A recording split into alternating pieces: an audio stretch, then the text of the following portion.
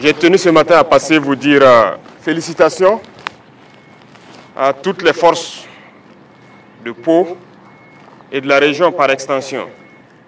Félicitations pour le travail abattu. C'est l'une des régions les plus pacifiées et ça ne veut pas dire que c'est fini. Vous encouragez aussi à continuer le combat. C'est une zone très dense avec assez de forêts.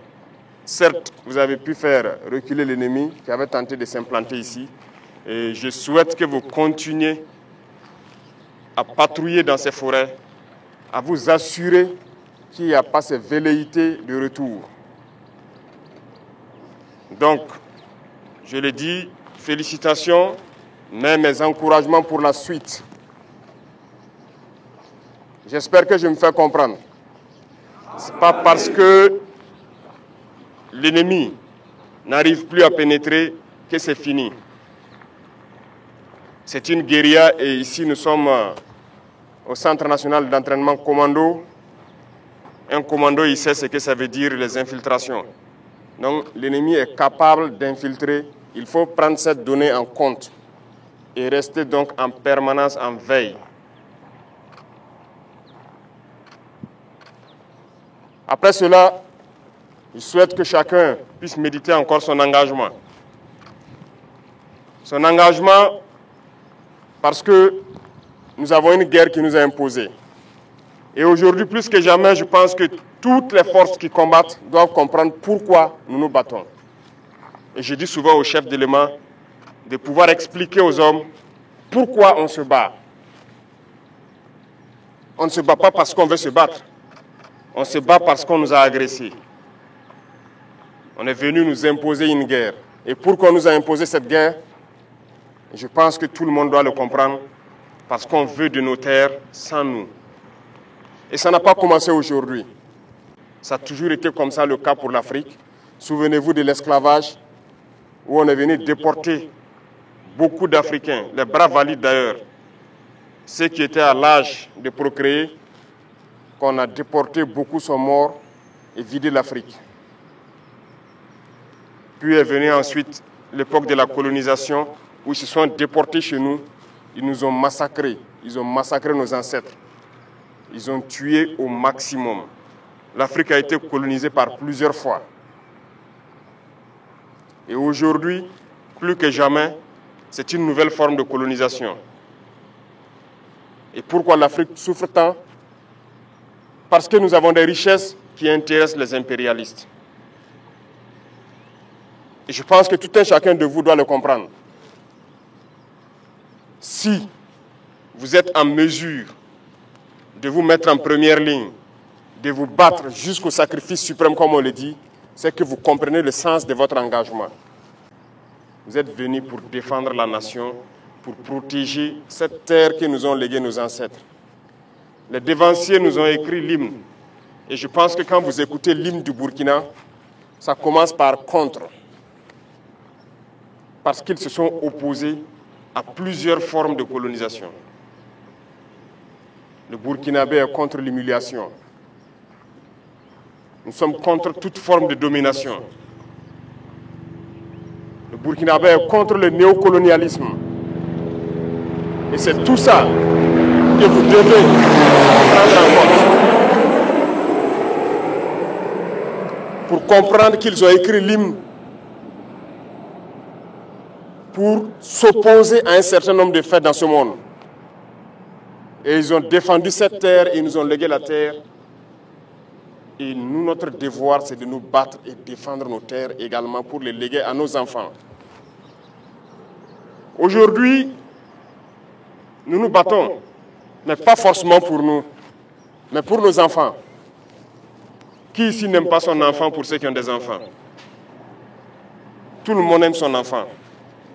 Si un danger devrait arriver à un enfant, le papa préfère prendre le danger pour épargner l'enfant. C'est pour dire que le père préfère mourir pour que son enfant survive. Donc nous nous battons aujourd'hui, c'est pour les générations à venir, pour les léguer de meilleures terres et qu'ils puissent vivre à l'aise. Donc il n'y a pas de réserve dans ce combat. nous nous opposerons à tout ce que ces dominateurs veulent nous imposer. Et vous devez continuer à vous battre pour ça. Écoutez bien notre hymne. Et ça doit vous donner plus de motivation. Engagez-vous, parce que je le dis souvent, le Burkina est très riche. Aujourd'hui, nous avons grandi en effectif dans les forces armées, dans les forces de sécurité intérieure. Et en termes d'équipement également, nous avons beaucoup fait d'efforts. Mais où est-ce que nous avons eu ces ressources? Comprenez qu'il y avait de la richesse mal gérée. Et il y en a encore plus. Parce que comme certains le pensent, ou bien peuvent l'imaginer, il n'y a pas cette banque où vous allez aller prendre un prêt dans ce monde-là pour payer de l'armement. Il n'y en a pas. On ne prête pas dans ce monde-là pour aller payer de l'armement. Si vous voulez vous armer, vous devez utiliser vos propres fonds. Mais dans un passé récent, on était projeté, on n'était pas armé comme ça. Très loin de là.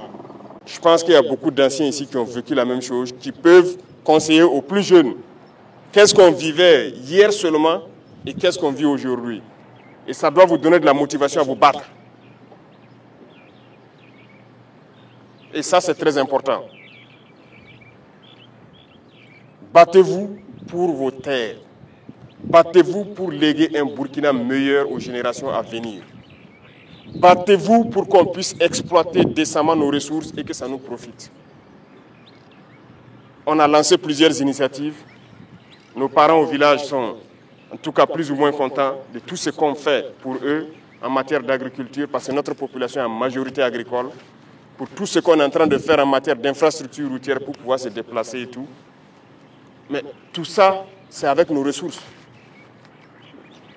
Vous regardez les images des autres pays. Vous aimerez que votre pays aussi ressemble à ces pays soi-disant développés là. Vous pensez que c'est impossible? Eh bien, c'est possible.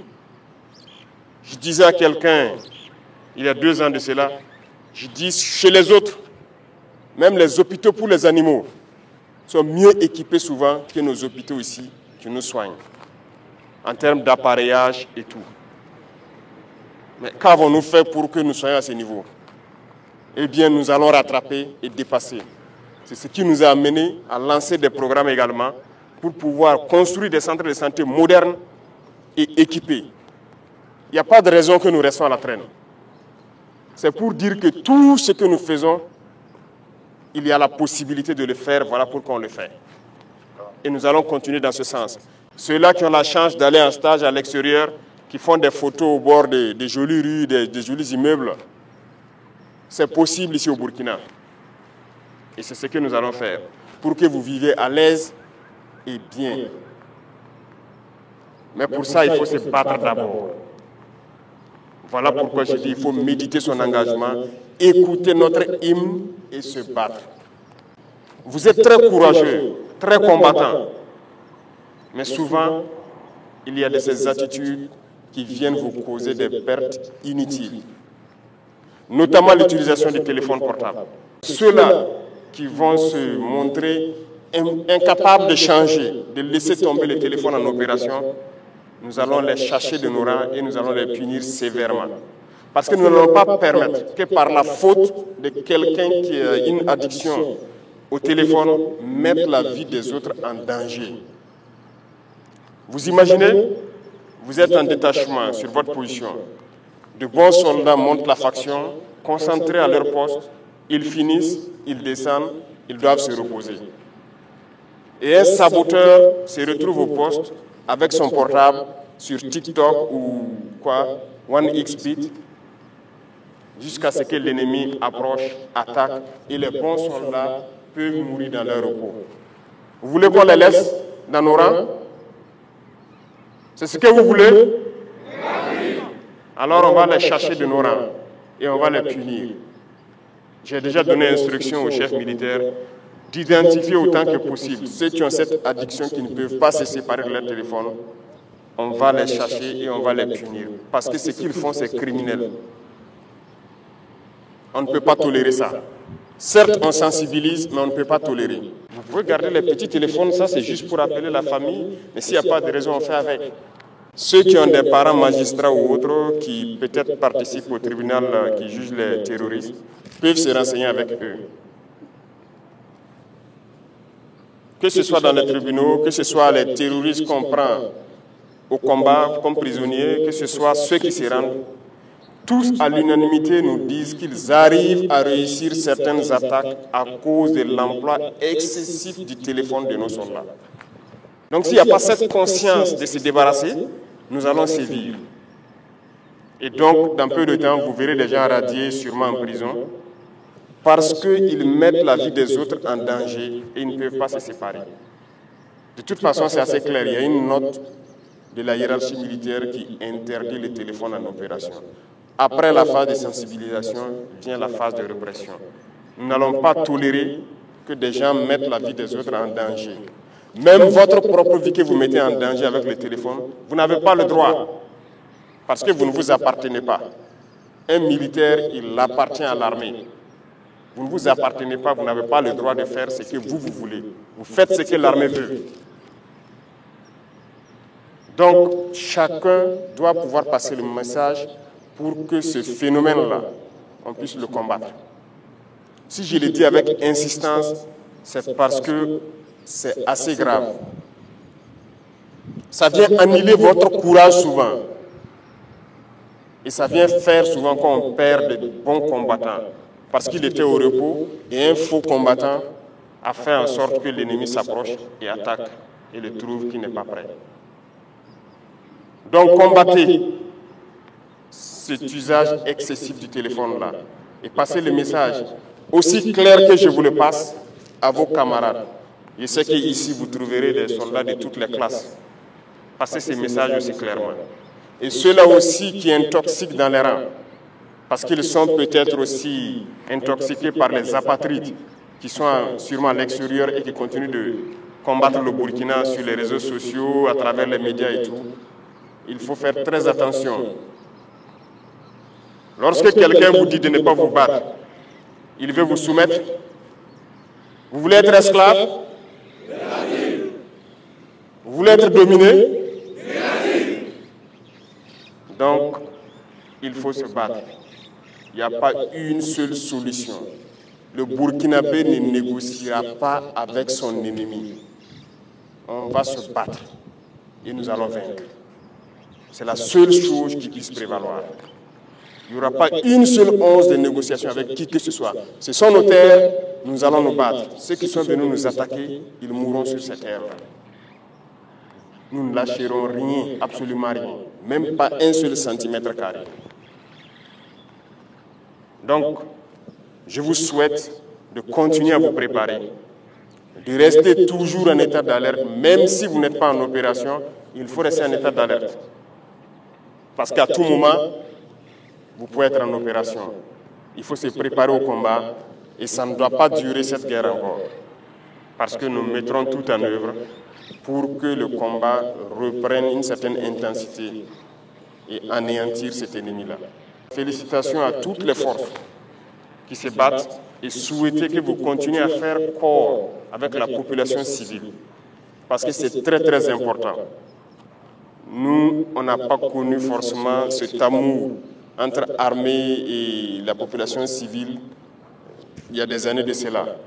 Ce n'était pas facile, c'était de petites bagarres à n'en pas finir dans les maquis au quartier. Mais aujourd'hui, l'armée et la population sont soudées. Et c'est le facteur essentiel du succès des opérations comme ça. Vous avez les informations, les renseignements comme il le faut. Vous êtes soutenu moralement, vous êtes soutenu psychologiquement. Donc il n'y a pas de raison d'avoir mal au moral. Il n'y a pas de raison de ne pas foncer, de ne pas continuer. Continuez à cultiver cet amour avec la population. Continuez à les aider. Continuez à participer, à les unir aussi.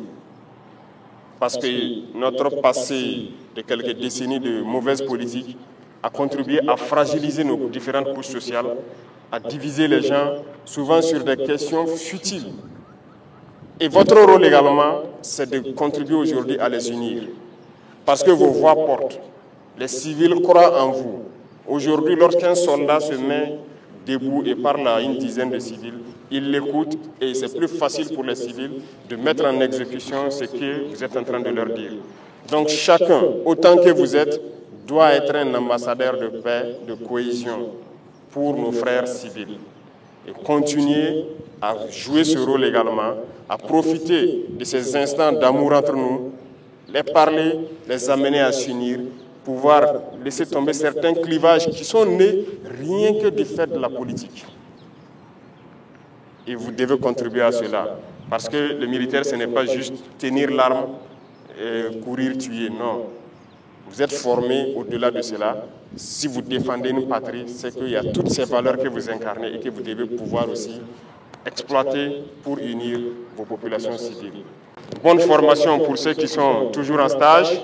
Bon courage. On ne lâche pas le moral. Hein. C'est dur ici, mais seuls les durs passent. Et vous êtes dur et vous devez passer.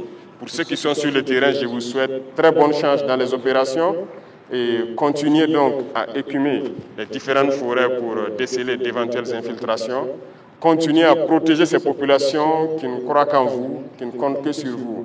Que Dieu vous accompagne dans vos différentes missions, que Dieu vous protège tout au long de vos différents combats, que vous revenez sains et saufs nous raconter les batailles et que nous puissions construire notre Burkina que nous le souhaitons. La patrie ou la mort, nous vaincrons.